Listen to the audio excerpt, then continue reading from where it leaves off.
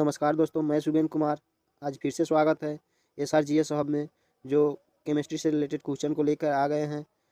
Part number 1 होगा, relation 1 से related है।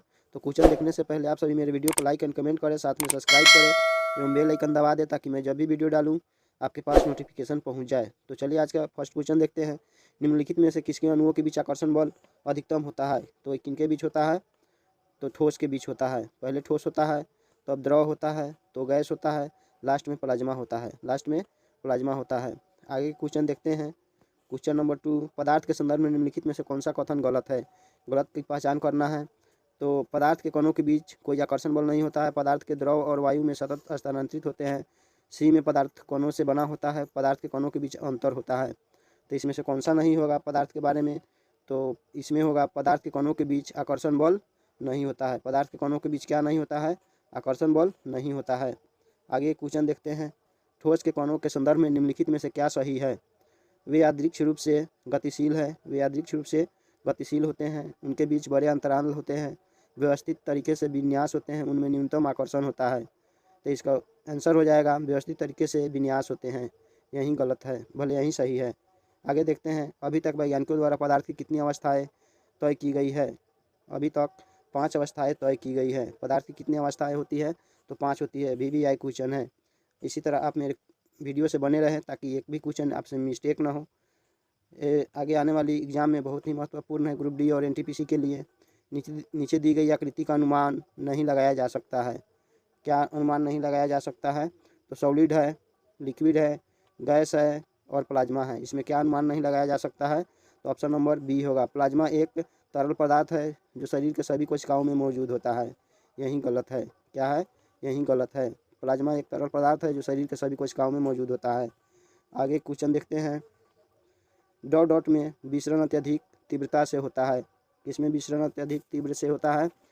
तो गैसों में अत्यधिक तीव्र होता है। काहे कि इसके बीच आकर्षण बल बहुत ही कम होता है। किसके बीच? गैसों के बीच। आगे देखते हैं। यदि अमोनिया गैस तो कर्पूर, अमोनिया गैस है तो कर्पूर क्या है? कपूर ठोस है। कपूर क्या होता है? ठोस अवस्था में पाया जाता है। कर्पूर ठोस अवस्था में पाया जाता है। निम्नलिखित में से कौन सा कथन गलत है? इसमें से गलत की पहचान करना है।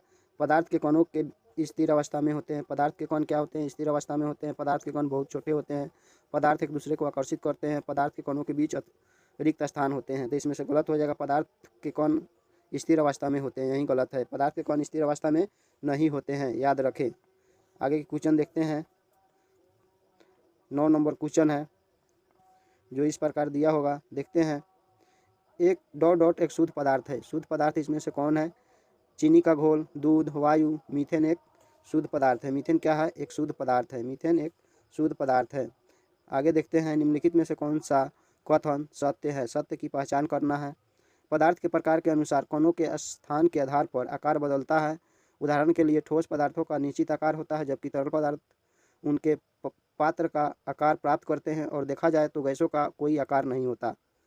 संपीड़िता क्या कहता है? यह पदार्थों का वह गुण है जिसके कारण उच्च दाब पर उनका आयतन कम हो जाता है। गैसों में यह गुण पाया जाता है। तो इसका आंसर हो जाएगा सी। केवल बी सत्य है। केवल बी सत्य है। ये नंबर गलत है। सत्य में क्या हो जाएगा? संपीड़िता का मतलब क्या होता है? यह पदार्थ का वह गुण है जिसके कारण उच्च दाब पर उनका आयतन कम हो जाता है। गैसों में यह गुण पाया जाता है। गैस में यह संपीड़िता का गुण पाया जाता है। मिश्रण प्रकृति में डॉट डॉट हो सकता है। प्रकृति में मिश्रण क्या हो सकता है? समांगी, विसमांगी, समांगी और विसमांगी शुद्ध पदार्थ। तो इसका आंसर हो जाएगा समांगी और विसमांगी। प्रकृति में मिश्रण क्या होते हैं? समांगी और विसमांगी होते हैं। आगे देखते हैं। निम्नलिखित में से कौन सा विसमांगी मिश्रण है? निम्नलिखित में से कौन सा विसमांगी मिश्रण है? दूध है विसमांगी मिश्रण। दूध क्या है? विसमांगी मिश्रण है। पीछे एक क्वेश्चन छूट गया है जिसे देखते हैं। एक मिश्र धातु किसका एक उदाहरण है? मिश्र धातु किसका एक उदाहरण होता है? तो ठोस विलयन का। मिश्र धातु किसका होता है? ठोस विलयन का होता है। सॉलिड का होता है। सॉलिड विलयन का होता है। आगे देखते हैं। निम्नलिखित में से विषम की पहचान करें। विषम इसमें कौन है? वायु, दूध, मिश्र धातु, जल। तो जल इसमें विषम है। जल इसमें विषम है। वायु क्या है? एक मिश्रण है। दूध भी मिश्रण है। मिश्र धातु भी मिश्रण है। तो इसमें जल एक हो जाएगा। आगे देखते हैं क्वेश्चन जो इस प्रकार है, सामान्य पदार्थों के भौतिक अवस्था में शामिल नहीं है डॉट डॉट पदार्थ है। सामान्य पदार्थों के भौतिक अवस्था में शामिल नहीं है डॉट डॉट पदार्थ है। क्या है? कोलॉइड है। क्या है? कोलॉइड है। कोलाइड है। कोलाइड है। आगे क्वेश्चन देखते हैं, हवा एक डॉट डॉट है। हवा एक क्या है? दोनों तत्व और यौगिकों का मिश्रण है। हवा दोनों तत्व और यौगिकों का मिश्रण है।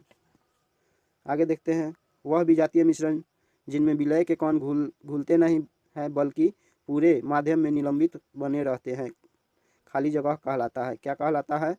सस्पेंशन कहलाता है। क्या कहलाता है? सस्पेंशन कहलाता है। वह विजातीय मिश्रण जिनमें विलय के कण घुलते नहीं हैं बल्कि पूरे माध्यम में निलंबित बने रहते हैं, सस्पेंशन कहलाते हैं। आगे क्वेश्चन देखते हैं, विज्ञान में कौन सा नियम मिश्रण के गुणों का पालन नहीं करता है? विज्ञान में कौन सा नियम मिश्रण के गुणों का पालन नहीं करता है? तो इसमें आंसर हो जाएगा इसकी संरचना तय है। इसकी संरचना तय है। आंसर क्या हो जाएगा? इसकी संरचना तय है। नहीं करता है, नहीं तो ये सब करता है। मिश्रण के घटक उनके गुणों को बरकरार रखते हैं। मिश्रण अलग अलग पदार्थों के हो सकते हैं। इसे भौतिक विधि से अलग किया जा सकता है। मिश्रण को भौतिक विधि से भी अलग किया जा सकता है। आगे देखते हैं, जब दो तरल पदार्थ एक दूसरे में घुलते नहीं और सॉल्यूशन नहीं बनाते हैं तो उसे क्या कहते हैं? जब दो तरल पदार्थ होते हैं, एक दूसरे में घुलते नहीं हैं और सॉल्यूशन भी नहीं बनाते हैं तो उसे क्या कहा जाता है? अमिश्रणीय। वह मिश्रण नहीं हो सकता है। क्या? वह मिश्रण नहीं हो सकता है, जिसे अमिश्रणीय कहते हैं। शक्कर के घोल में शक्कर एक डॉट डॉट है। शक्कर के घोल में शक्कर क्या है? तो घुला हुआ पदार्थ है। शक्कर क्या होता है? घुल जाता है। यानी शक्कर किसे बोलते हैं? चीनी को बोलते हैं। यह घुल जाता है। आगे क्वेश्चन देखते हैं, डॉट डॉट डॉट एक यौगिक नहीं है। इसमें कौन एक यौगिक नहीं है? तो हो जाएगा इसमें ए नंबर, लेड एक यौगिक नहीं है। लेड जो जिसे शीशा बोलते हैं। नहीं तो चौक एक मिश्रण है। हाइड्रोजन सल्फाइड मिश्रण है। सल्फर डाइऑक्साइड भी एक मिश्रण है, एक यौगिक है। सॉरी, रेत और पानी का मिश्रण डॉट डॉट का एक उदाहरण है। रेत और पानी का मिश्रण क्या किसका उदाहरण है? विजातीय मिश्रण है। ये मिश्रण नहीं हो सकता है, विजातीय मिश्रण है। आगे देखते हैं, जो धातु और अधातु और उपधातु से मिलकर बना हुआ है क्वेश्चन। डॉट डॉट प्रकृति में विद्युत धनात्मक होती है। विद्युत धनात्मक इसमें कौन होती है? तो धातुएं क्या होती है? विद्युत धनात्मक होती है। इसे पीटने से चूर चूर हो जाती है धातु, और धातु की गुण चूर चूर नहीं होती है। नीचे दिए गए 4 शब्दों में 3 किसी न किसी प्रकार से एक समान है जबकि एक भिन्न है। कौन सा भिन्न है? भिन्न को चुनना है। तो इसमें पोटेशियम एक भिन्न है। जर्मेनियम, सिलिकॉन, गैलियम ये अलग अलग पदार्थ है, लेकिन पोटेशियम एक अलग पदार्थ है जिसे जल में डुबोकर रखा जाता है। धातु में एक मुक्त इलेक्ट्रॉन के पथ का आकार होता है। मुक्त इलेक्ट्रॉन का पथ कैसा होता है? तो वक्र होता है। वक्र होता है। वक्र ऐसे होता है। आगे देखते हैं, धातुओं की पतली चादरों के रूप में परिवर्तित किए जाने की क्षमता को क्या कहा जाता है? क्या कहा जाता है? तो आघातनीय। धातु को आघातवर्धनीयता कहा जाता है। निम्नलिखित में से कौन सा धातु के बारे में गलत है? धातु के बारे में कौन सा गलत है? देखते हैं, वे तन्य और आघातवर्धनीय होती है। वे ताप और विद्युत की सुचालक होती है। इनका गलनांक क्वथनांक ऊंच होते हैं। वे विद्युत ऋणात्मक होती है। तो इसमें कौन सी हो जाएगी आंसर? वे विद्युत ऋणात्मक होती है। यह गलत है। वे विद्युत धनात्मक होती है। क्या होती है? विद्युत धनात्मक होती है। आगे क्वेश्चन देखते हैं, धातु अपनी वास्तविक स्थिति में डॉट डॉट विद्यमान होती है। धातु अपनी वास्तविक स्थिति में डॉट डॉट विद्यमान होती है। क्या विद्यमान होती है? तो मुक्त रूप से वह विद्यमान होती है। आगे देखते हैं, कुछ देर वेट कीजिए जब तक क्वेश्चन लाते हैं। आप सभी मेरे वीडियो को साथ में लाइक कीजिए और कमेंट भी कीजिए। देखते हैं क्वेश्चन, निम्न में से क्या अधातुओं का भौतिक गुण नहीं है? अधातुओं का भौतिक गुण कौन सा नहीं है? केवल ठोस अवस्था में होते हैं, या केवल ठोस अवस्था में होते हैं, यही नहीं है। अधातु जैसे पारा, पारा क्या होता है? अधातु जो द्रव अवस्था में होता है। क्या होता है? द्रव अवस्था में, यही गलत है। आगे देखते हैं, निम्नलिखित में से क्या ठोस, द्रव और गैस तीनों रूप में पाया जाता है? ठोस, द्रव और गैस तीनों रूप में पाया जाता है। अधातु, अधातु जो अधातु में हो जाएगा, क्या होगा? ब्रोमीन। अधातु ब्रोमीन होते हैं जो कमरे के ताप पर द्रव अवस्था में पाया जाता है। अधातुओं के संबंध में निम्नलिखित में से कौन सा कथन गलत है? बी में सभी धातु पारे को छोड़कर तरल में होते हैं और मुलायम होते हैं। कौन गलत है? यही है, पारे को छोड़कर सभी तरल अवस्था में होते हैं। और मुलायम होते हैं। पारे तो ये क्या होते हैं, तरल अवस्था में होते हैं। देखते हैं आगे क्वेश्चन, निम्नलिखित में से कौन सी धातु सबसे अधिक लचीली होती है? कौन सी धातु सबसे अधिक लचीली होती है? एजी जिसे चांदी कहते हैं। यह विद्युत का सर्वोत्तम चालक होते हैं। और दूसरा में कॉपर होता है, क्या होता है? Copper, Cu। कॉपर का प्रयोग हम लोग करते हैं। आगे देखते हैं, लोहे को कठोर और मजबूत बनाने के लिए निम्न में से क्या मिलाया जाता है? लोहे को कठोर होने के लिए कार्बन मिलाया जाता है। इस्पात में भी मिलाया जाता है कार्बन, उसकी कठोरता बनाने के लिए। आगे क्वेश्चन देखते हैं, डॉट डॉट सबसे नमनीय यानी तन्यशील धातु है, कौन है? तो इसमें औरम हो जाएगा, औरम, Au को औरम बोलते हैं, जिसे सोना कहते हैं। क्या कहते हैं? सोना कहते हैं। आगे क्वेश्चन देखते हैं, मैलिएबल डॉट डॉट के गुण को दर्शाता है। मैलिएबल किसके गुण को दर्शाता है? तो आंसर हो जाएगा धातु। मैलिएबल धातु में पाया जाता है।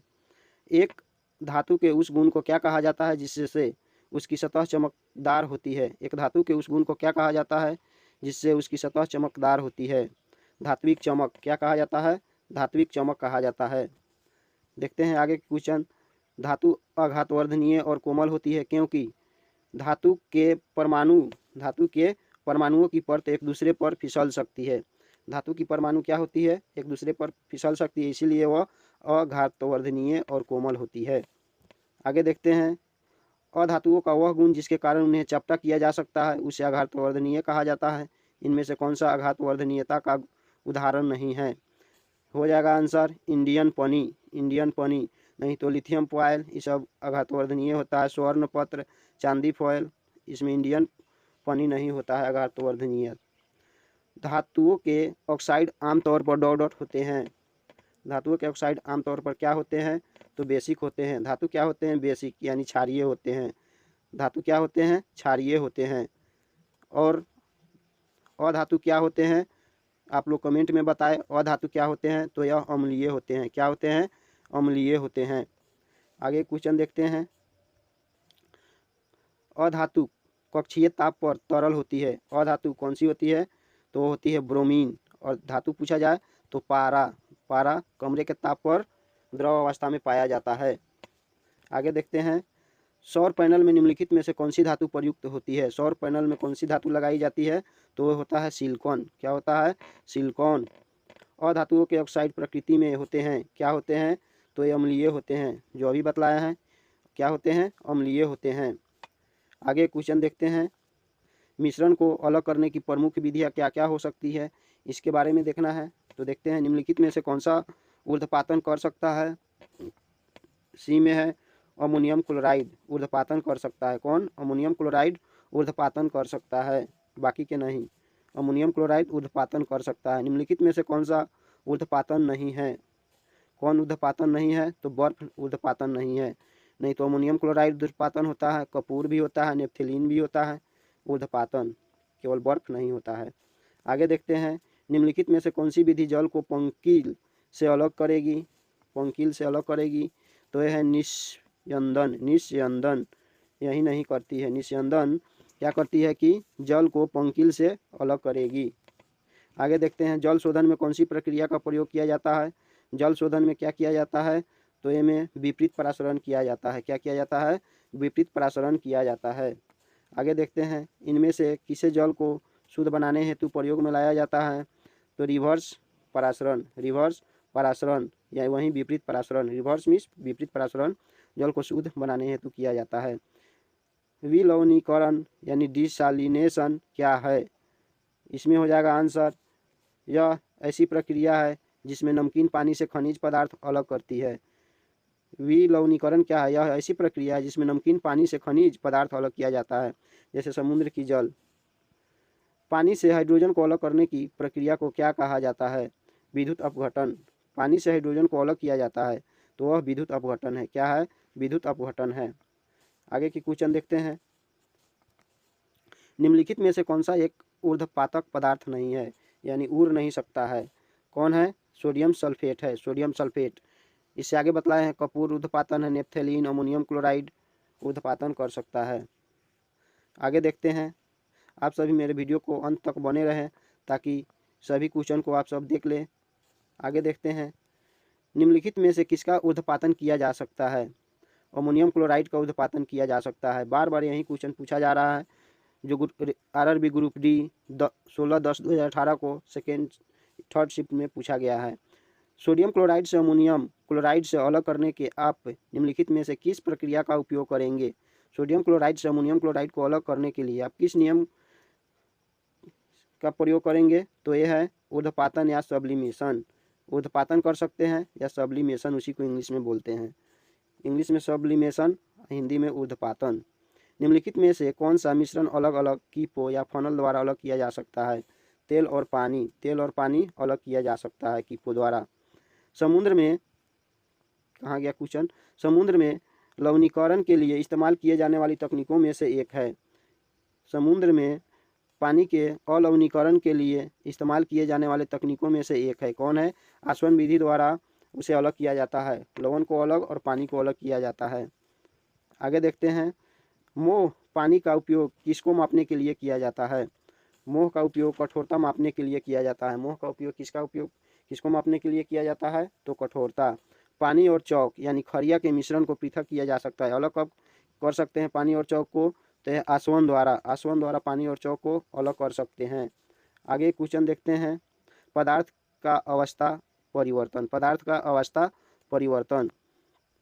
देखते हैं क्वेश्चन, निम्नलिखित में से कौन सा कारक वाष्पीकरण की दर को कम करता है? वाष्पीकरण की दर को कौन कम करेगा? तो इसमें हो जाएगा नमी वाष्पीकरण को दर को कम करता है। एक सतह की घटना है। सतह की घटना कौन है? तो भाप एक सतही घटना है। भाप क्या है? एक सतही घटना है। तरल अवस्था से गैसीय अवस्था में रूपांतरण को क्या कहा जाता है? तरल अवस्था से किस में? गैस में बदलना होता है, उसे क्या कहते हैं? तो वाष्पीकरण कहते हैं, वाष्पीकरण। आगे देखते हैं, मध्यवर्ती तरल अवस्था से गुजरे बिना एक पदार्थ का ठोस अवस्था से गैस अवस्था में परिवर्तन होता है। तो यह होता है ऊर्ध्वपातन। तरल अवस्था से गुजरे बिना क्या हो जाता है? ठोस अवस्था से गैस में चला जाता है, तो ऊर्ध्वपातन कहलाता है। क्या कहलाता है? ऊर्ध्वपातन। आगे देखते हैं, जो क्वेश्चन इस प्रकार है, द्रव के ठोस में परिवर्तन की प्रक्रिया को क्या कहा जाता है? द्रव को ठोस में परिवर्तन की प्रक्रिया को क्या कहा जाता है? तो हिमनीकरण किया जाता है। द्रव से ठोस में बनाया जाता है हिमनीकरण विधि द्वारा। आज की वीडियो इतना ही तक रहने देते हैं, कल इससे आगे देखेंगे। तो धन्यवाद दोस्तों। आप मेरे वीडियो को छोड़ने से पहले मेरे वीडियो को लाइक एंड कमेंट करें, साथ में सब्सक्राइब और बेल आइकन दबा दें। धन्यवाद।